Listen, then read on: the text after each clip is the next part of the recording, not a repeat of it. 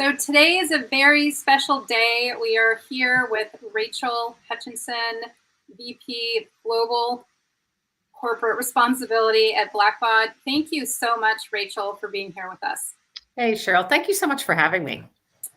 It's such a pleasure. And when we were talking about earlier, and before we hop into the main content from today and really talking about, we know that relationships are really important to you and how to really build belonging in this remote world because it's so important. It's really seems like it's really strongly related to retention, which is an important topic that everyone's talking about today and is really dealing with. But before we get to that, can you tell me a little bit about what inspired you to shift, from marketing to social responsibility, and it maybe even taking it back a little further and talking about as being one of three kids and where the pecking order was, how that influenced you as well?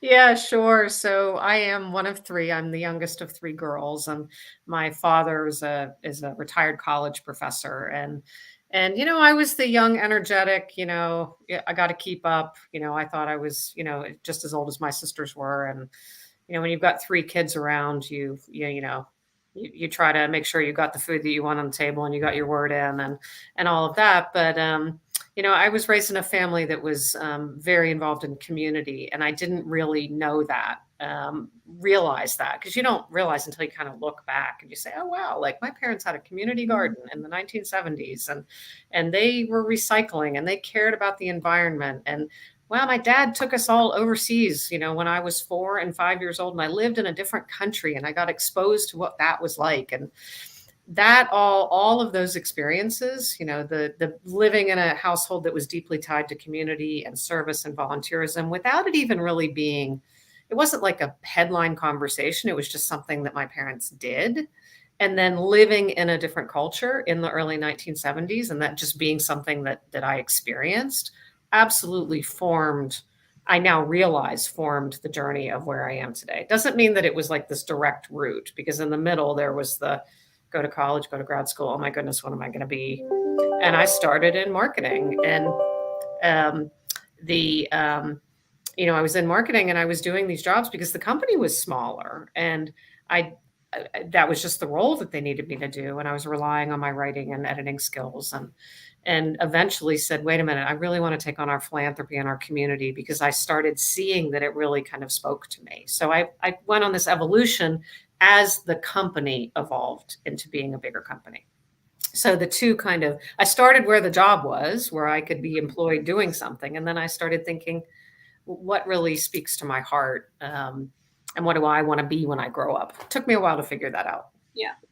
And so I just want to really highlight what you said, is that I want to figure out what I want to be when I grow up. Sometimes that happens at 20, 30, 40, 50, 60. I mean, so what I'm hearing is really give yourself permission if you go down one path and think that you might want to pivot somewhere else.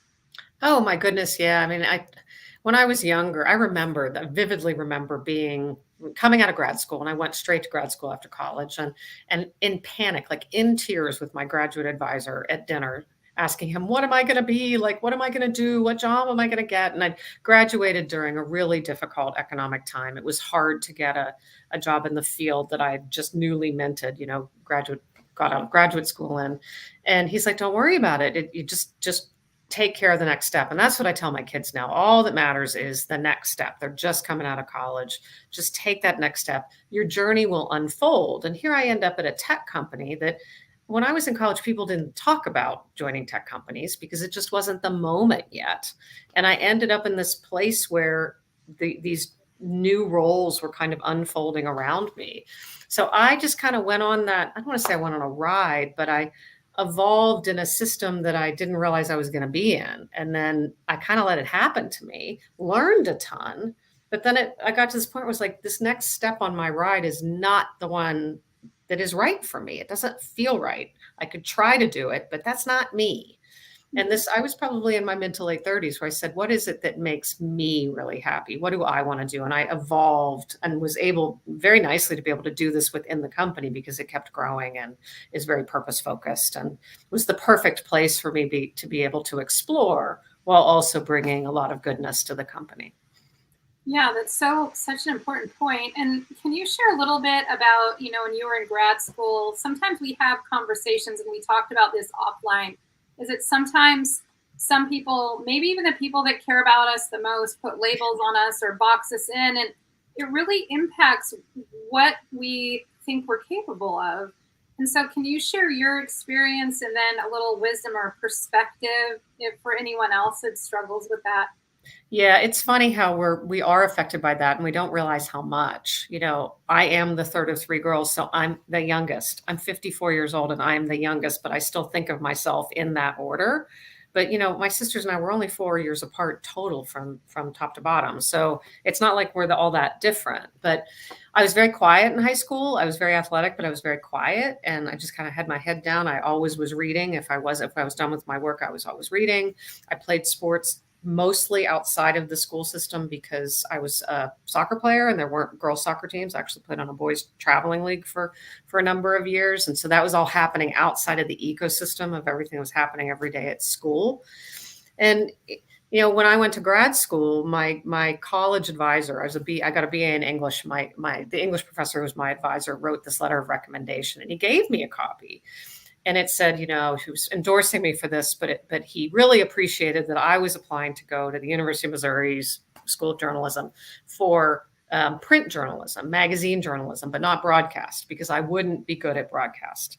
And when in my late 30s, I started standing up and speaking in front of people. I've done a TEDx talk. I started realizing that I really enjoy that, but that whole stand up, have confidence, convey a message, land a message, part of me, it just wasn't ready yet. And I had to decide, wait a minute, I might be nervous when I start doing this, but this actually, I can do this. And I see from the reaction of the people around me that they're hearing and valuing what I'm saying. So I started paying attention more to what I thought and what some very, very close trusted advisors who would say, like, Rachel, this is good. You should cultivate this skill. So I started deciding maybe who to listen to more versus the general view of who I was in the world. I think that's why like the idea of going back to a high school reunion like makes me go like, because I feel like I'm such a different person, than I was in high school.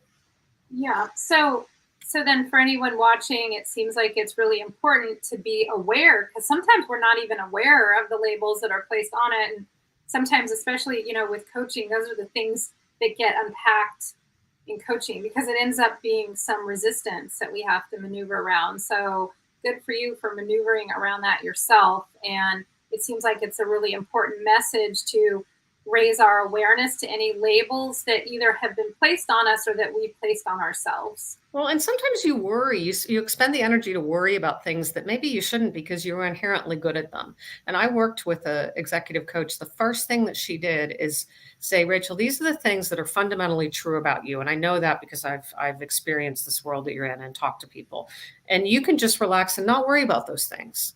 Let's go work on the things that you might struggle with more or that you want to talk about. And it was so like validating and a relief to say, okay, good. I can, because it's weird to be thinking about yourself and, feeling confidently. I guess maybe that's a female thing that I can confidently know that I'm good about these XYZ things. It was a moment for me to say, okay, I'll just move from beyond that and I'll focus on this next set of things.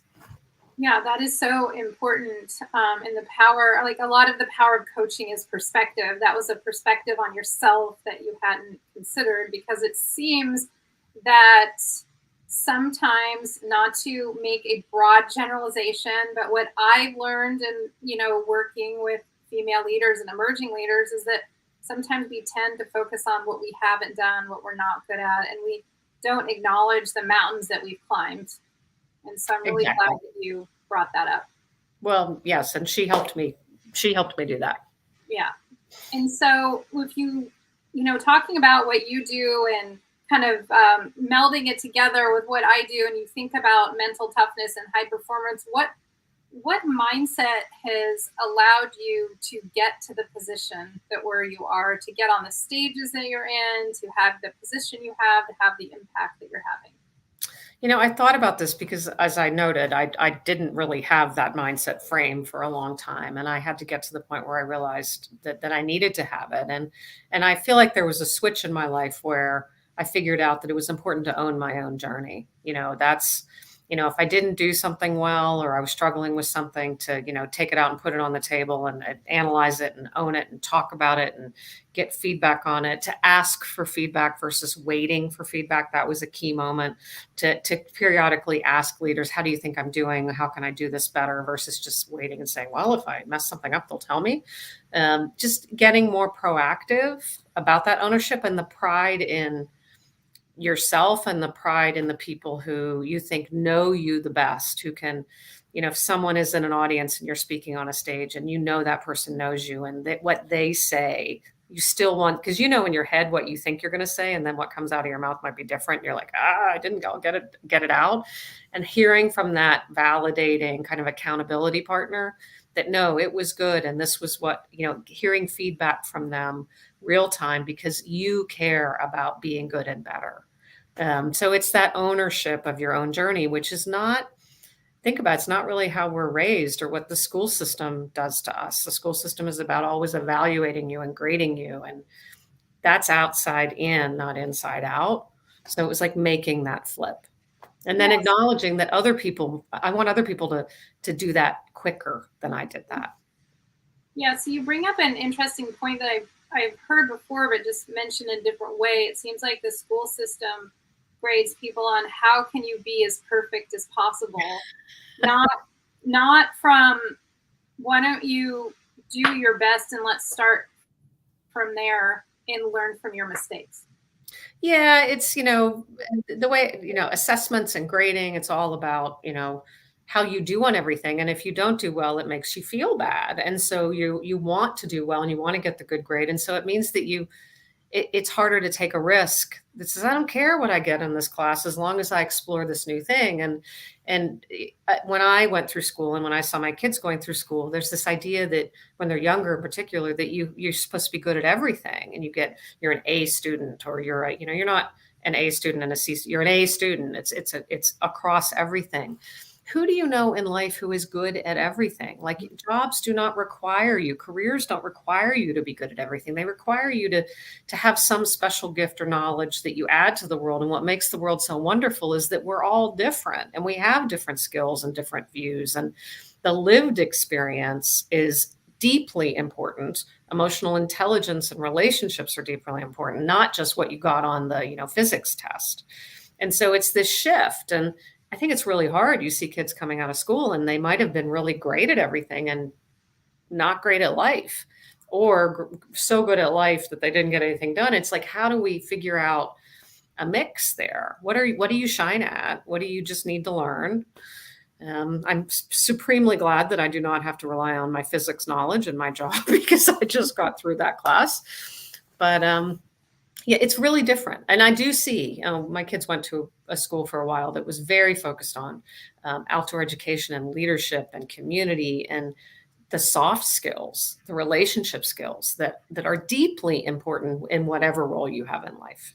Mm-hmm. Yeah, so important. And it kind of ties into what you said before, in that sometimes that's fluid and evolving.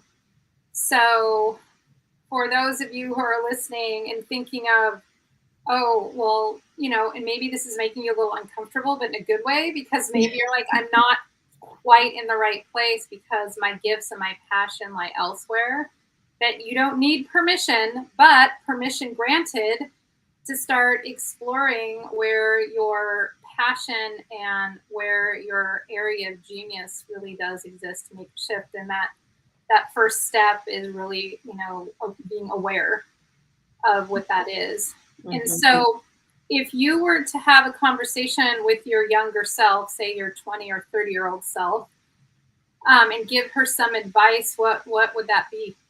Oh, goodness. To worry less, but also to take more risks, to understand that looking back, I now know that it's not like you graduate from high school. We're all supposed to be at a certain level, and then you do college, and then you're done, and then you figure out what your career is going to be for the rest of your life. That's not really the way the world works, that you have these phases where different things are important to you, family, work, et cetera, but also different phases of career. And it's not like you start a job now at 20 and you do the same job for 40 years. I've been with my company for a long, wonderful career, but I've done a lot of different things and it's evolved dramatically. And that evolution is actually exciting, not how you view it when you're younger. You're younger, it's like, what am I going to be when I grow up? Well, in some ways, I'm still figuring out what I'm going to be because I have a lot that's next. I would hate to think that I was done. I'm going to be done ultimately when I'm done, but that's, I hope, a long time from now. So you just get perspective.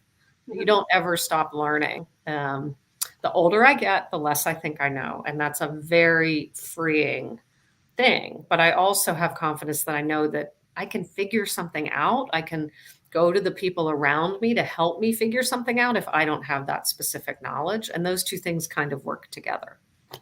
Yeah, I remember when I was in high school, my dad said, "Oh, you're going to be a lifelong learner," and at the time that sounded terrible because I'm like, "No, I'm done." But now I get it for sure. So then it seems like you're trying to really express that it's important to take where you are today and, like I said, give yourself permission. Keep learning about what you're good at, and if you're at a crossroads, maybe permission to learn about something new or something new that you might like, that you might really be great at. Yeah. Even if it doesn't make total sense.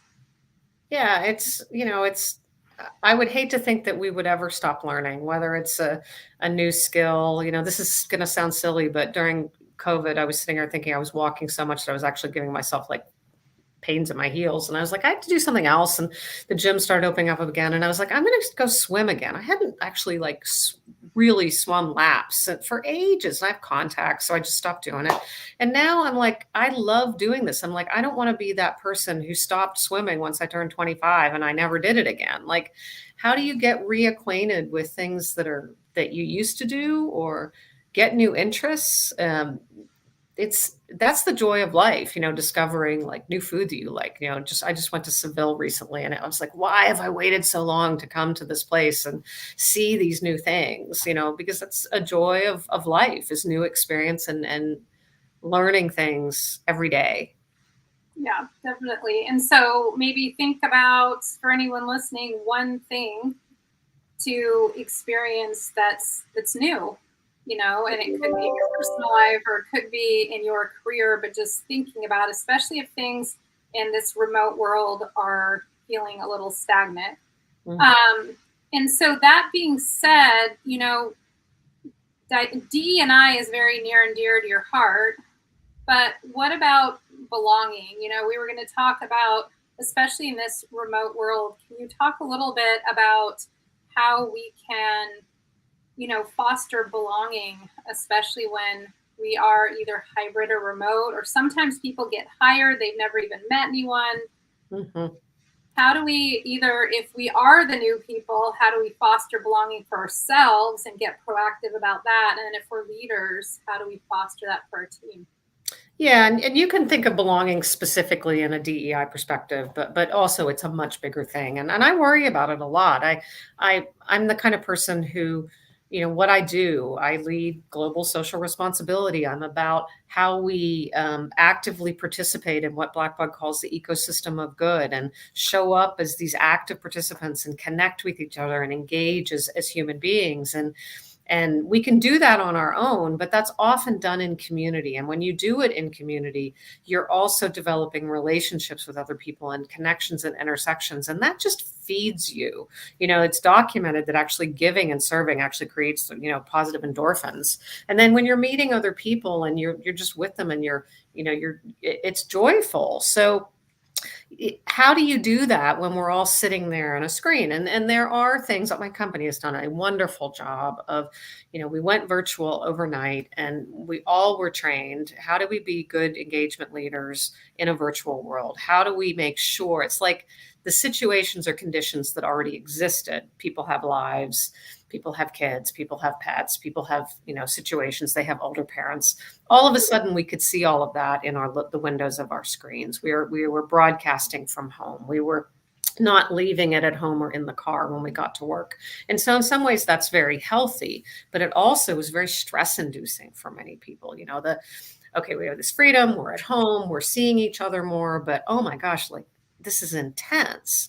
And so, focusing on that wellness is important, that taking time away from a screen is important, taking time to go outside and walk or exercise or just be there is important. And to really be thinking about like what you need and what you really need, like what you need mentally, what you need physically, so that you're not just sitting here in front of a screen all day, every day, which is exhausting.